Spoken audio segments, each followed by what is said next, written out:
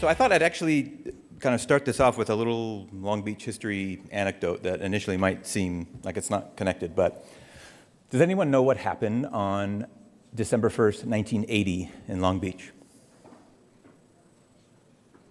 It was an unfortunate event. It wasn't necessarily a good thing, but it was an event where the Long Beach Fire Department actually stepped up and put down a very large, significant fire. In fact, it was one of the largest fires in Long Beach's history. It happened on Gale Avenue. A very large conduit of a particularly combustible petroleum product burst, and there was a 70-foot wall of flame spewing out of this. It was actually visible from San Diego, but when the firefighters arrived there, they realized there was something else a little more troublesome than the 70-foot wall of flame, and that was the fact that there were these rivulets of petroleum on fire, and they were running and dumping straight into the catch basins, the storm wells. And they asked a very obvious but important question, which was, where's that going? And at the time, they didn't know the answer.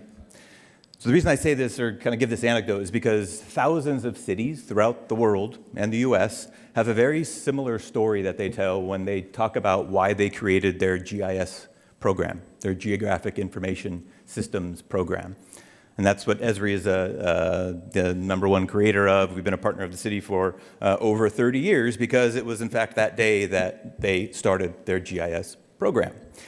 Now, the other reason I bring it up is that from a get-go, because the nature of that event involved utilities, public works, and public safety, Long Beach created its GIS program from the get-go in kind of an enterprise fashion, right? So there was more than just one department that started it. And it's because of that reason that ever since then, Long Beach has been at the forefront of the use of GIS. And I actually luckily get to speak with some authority on this because at Esri, when we get lots of requests for reference calls, people all over the world ask about this. And whenever it comes in terms of the topic of, hey, do you have a good example of asset management, people that use asset management across departments, ourselves and one of our key partners called Azteca, which is something the city uses quite a bit, always bring up one name, Long Beach. And it actually goes back to that date in December as being one of the reasons. So flash forward now 36 years, and as John alluded to, Long Beach is going to be at the forefront of another key evolution in the way that GIS is used. And this is going to be in the form of something called Unite LB. Now, what this is a partnership with the city and Esri, and it basically takes the vision for the city that's coming out of the mayor's office, the I team, the city manager's office, Brian, the CIO, and his team. It takes that and combines it with what we at Esri see as really the next evolution of modern GIS. So, well, what is that? All cities have aspirations. They have personalities, right? They're good at certain things. And those aspirations get turned into initiatives, right? So one of the key things that this kind of next wave, and at Esri, by the way, you might hear the term or see the term hub. Hub is this next generation of GIS application and thinking. And at Long Beach, the hub is being branded as Unite LB. Okay? Long Beach is actually the second one. Los Angeles was the first, but I think it's really going to get its legs with Long Beach. So back to my point, which was, what is this hub? What is this next generation of what we at Esri see kind of happening with GIS? First of all, it's all around giving those executives that I mentioned a platform to drive their initiatives. Previously, GIS was typically used at a departmental level. So we did things for public works, manage, roads, do things within utilities, manage all the assets, turn all the valves. When are we doing that? Police departments, fire, all these things are essentially kind of the silos of these GIS centers of excellence, if you will. What we're doing now with the hub and with Unite LB is all about taking the initiatives and focusing all of the power of the GIS platform, all of the apps and all of the things you'll see here in a minute around those initiatives. And that does a couple things. One is it drives communication amongst the departments that might not have been communicating. So there's some innovation that I'm not going to talk too much to today that happens on the inside, internally in the city. And we saw this quite a bit at Los Angeles. What I'm going to focus on a little bit more today is the outer ring, or what we call the external facing portion of the hub. And what you see here is that the second part of this idea of the hub is initiative-driven, and then the second thing is community-oriented. And we don't just mean community-oriented in terms of let's outreach, let's throw some apps over the wall to give people some things to do. We mean literally break down the wall between municipality and constituents. And we'll see some examples later where we want to actually provide the technology of the platform further out into the community, whether that be the universities, whether that be, you'll see later on an example with commercial real estate brokers, right? These are all some of the kind of the virtual members of the Long Beach community. And there's no reason they shouldn't have the technology in the same way that the city has it.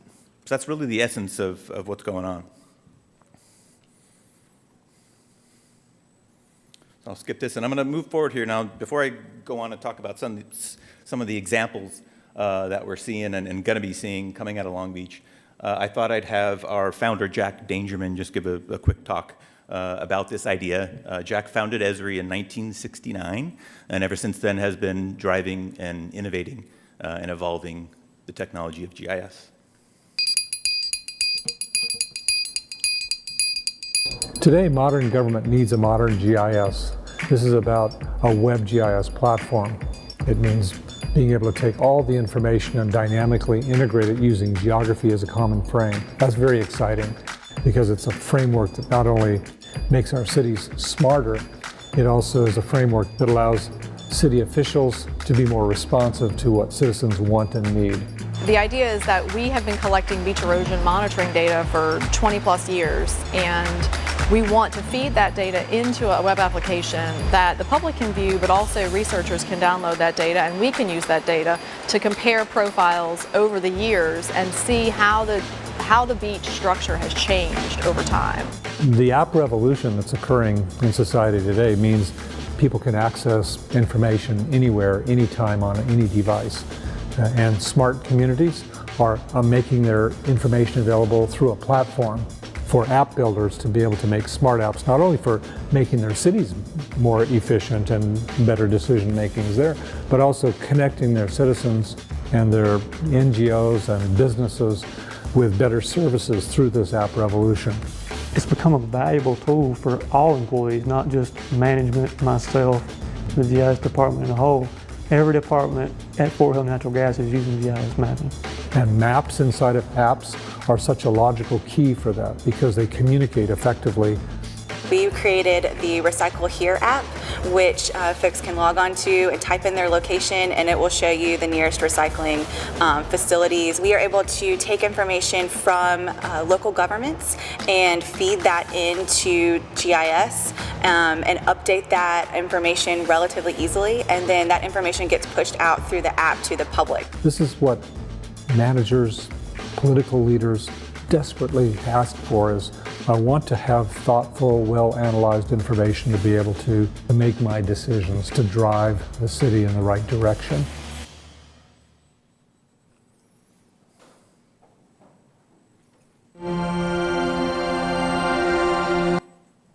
So I want to talk now, or start talking a little bit about how this is actually going to take shape here at Long Beach. So earlier this morning, the mayor talked about the open data platform that's going to be coming for the city, and that's going to be based on the Esri open data platform. And several people have made this comment today, and it's worth echoing that just data and just open data is not enough. So open data is kind of the start. It's kind of like you have to have this, right? People have to be able to get to data. But typically, most of the things that we want to tell the story about, and that's really the key part of this, is the city telling its story. We are Long Beach. This is what we're doing. Look at this. If we're not doing good at this, this is how we're making it better. It's very hard to tell that story with just data, right? It's also doing a disservice to the audience as well, because most people come to an open data site sometimes because they're ticked off. They hear something in the news, right? And they come here and they don't want to see data. They want to see, tell me why you're doing something different, right? So part of the open data platform that's going to be leveraged and the approach that's going to be used is this initiative-based open data that leverages not just the data, but things you'll see in a little bit, which is really GIS as a communications platform, telling that story. So I'm going to just go through real quickly a couple examples that we'll be doing at Long Beach and have seen as either successful at some of our early hub engagements, as well as trends we've seen just in some of our other successful cities. So what you're looking at here is an app called Streetwise, and this was something that was done at LA, and it basically just lets anyone see within a given area, so you see that circle there, what's going on in terms of all of the permits in the city. So in this case, there are actually 24 permit types that run through here. They come from about 12 different permit systems, right? So this is a trend we see aside from the app itself, which is, hey, this is great. I can see that there's a film permit here. Or you can look into the future and say, what's going to be going on here? Typically, this has been used in the past for things like, hey, when should we dig? When should we wait to dig because something else is going to be happening? But what we see more and more is this idea of visibility into things like permits and business licenses as a way to assess or just see the pulse of a city. All right, you can almost notice trends when you look at things like permits and business licenses, and you can see lulls and say, ooh, what's going on here? This gives us a way to actually visually see that.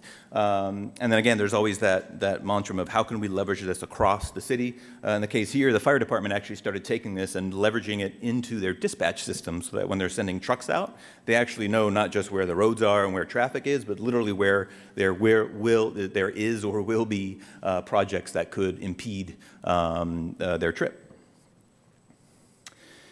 This is another one I want to mention about that kind of captures a couple trends that we see.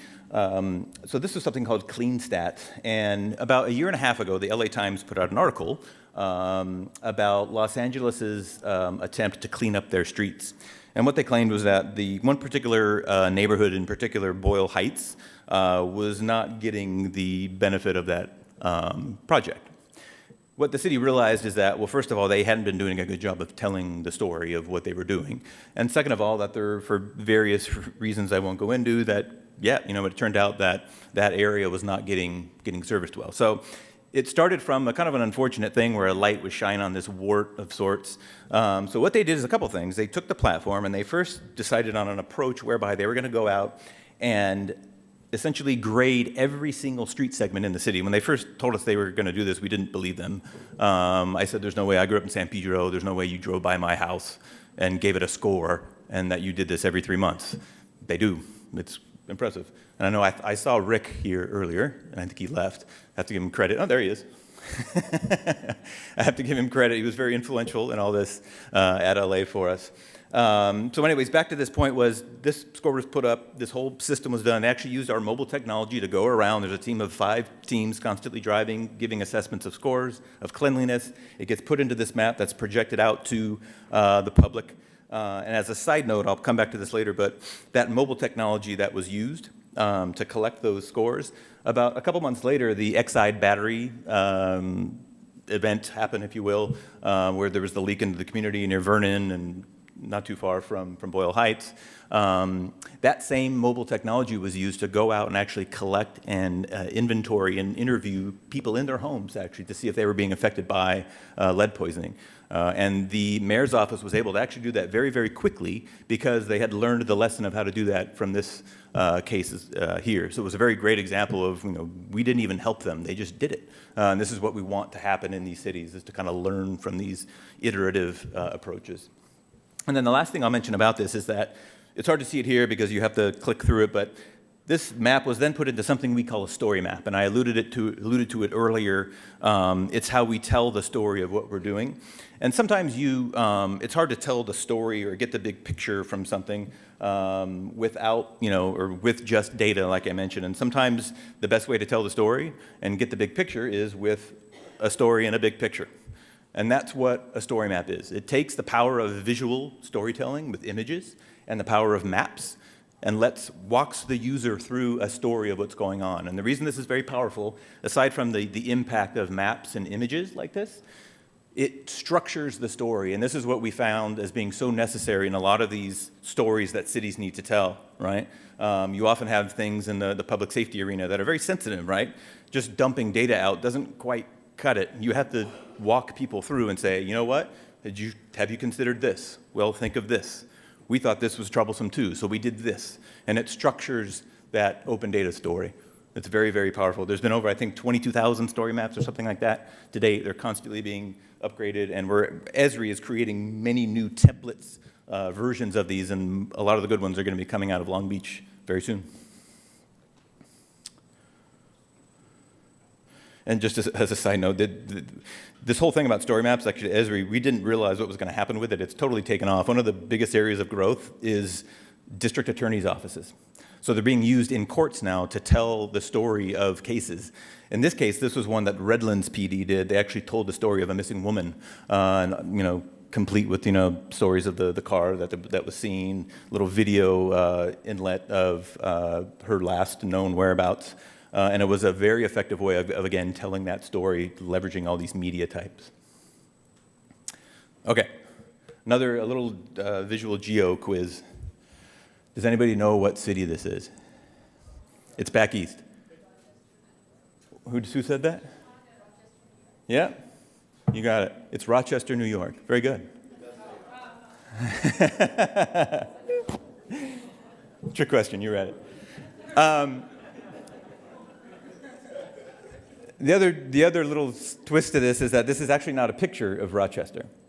This is actually a 3D model of Rochester. And what that means is that I could go in and pick that building in the middle and rotate it around. I could click on a part of it, and a little pop-up would come up that tells me what's going on in that building, when it was last built. And in fact, Rochester went from a public engagement method that was based on this map to something that looked like this, where you could literally go in and click on those areas as a citizen and make your comments. So we're very proud, and I've talked to a lot of our engineers at Esri. We're very excited for a couple of reasons that we think Long Beach is going to be really the first city that does this at a broad level that says, here is 3D Long Beach, and this is what's going on in the city, not just for a particular project. A lot of our customers that have done this have done it within a specific use case for planning or development services. This is going to be 3D Long Beach. It's going to be very interesting. This is a very, very early mock-up, but one thing that our folks are kind of most interested about is if you saw that last little thing that popped up, and we talked about social media today, we're going to be able to use your social media login to make your comment on, in this case, that particular building, right? So this is, again, how do we make technology available to people out there? Well, you let them use the tools they're used to, of course. So again, this is something that we're real excited about. Again, will be coming in 2017. One last example I want to give has to do with economic development. I talked about this idea of kind of this new approach being very initiative-focused. We all know by listening to Mayor Garcia that economic development is a really huge issue with Long Beach, with all the assets and the port and all these things that we really want to take advantage of. One trend we've noticed in this area of economic development is the use, again, along this kind of theme of extending data out to the broader virtual community, is the idea of working with commercial real estate brokers. So if we look at Esri on our commercial side, two of our biggest customers are Starbucks and Walmart. And Starbucks in particular uses our software to determine where they're going to put a new Starbucks, right? And so you'll often see a Starbucks on like one side of the street and there's another one on the other, and you think, why are they doing that? Because it's making money, that's why. And they know it's going to make money because we have very detailed demographics, physical demographics that say there's a high school here and they tend to walk and turn on this corner and go this way, that these types of people here tend to buy these types of products. It's very, very advanced, and they used all of that to crunch those demographics and come up with a good site. Why shouldn't small businesses in Long Beach have access to that same technology? Well, they are going to have access to it. And the way we're going to do it is by building applications that we've started building that are going to take that data and then allow a commercial broker to sit down and have a dialogue with a prospective business and say, hey, have you thought about this? Did you know that this particular group of people here are actually buying your products more than others, or your type of product? So there's all kinds of these examples. That's going to be coming very soon. Again, very much in line with the BizPort charter of economic development and small business growth. That's just a snapshot of some of those. I wanted to do one last thing, and it's a video. I didn't talk much about the role of universities and academia. That's a huge part of how we're reaching out. I'll leave it at this. Long Beach State in particular is a huge kind of node in the GIS world. They actually provide by far the largest number of GIS professionals that I see in Southern California. I can run through a list of the cities that have GIS managers that graduated from Long Beach State. But there's this huge untapped resource, and we want to tap that. And we also even want to do it, we've had some success with even high school level. I won't get into the details, but I wanted to leave you with this. I chose it because one of the two girls you're going to see was actually one of the girls that was in Boyle Heights using that mobile app to collect data. And lastly, I think you'll see from what she says at the end, or it's a good example of how powerful GIS can be for people. It's not just numbers. It has become sort of a tradition in our school that in the 11th grade, they begin to learn GIS and ArcGIS. My project This is consisted Roosevelt about High, by the way, sorry. attacking Boyle the issue of Heights. gentrification in our community. Well, we all knew like we were in poverty, but it wasn't until we mapped it out and saw like how big the issue was that we realized it. We were able to take all the businesses in Boyle Heights region and actually make a spreadsheet and then make that a layer in our map. And within that layer, we separated the businesses in two categories, corporate and community. And then with that data, we made a heat map. And within that heat map, we used the data given to us by the Boyle Heights Chamber of Commerce from 2009, and then layered that with another, with data that we ourselves were able to gather from 2015. And within that 6-year range, we noticed that there was an overall 34% decrease in community-owned businesses within that time. I felt really powerful because we were able to use the data and try to figure out a problem, and then like it really helped us see our community better. ArcGIS helped us actually like turn something that really was a problem and turn it into something that individuals themselves can see is a problem. They can prove that these problems are real. We were able to present to individuals and people with PhDs, and it was amazing that these individuals that are so like highly like renowned, and they talk to us and they look at us with awe, and it's like wow, like I'm not even where you are. I don't have the degrees that you do, but you have respect for me.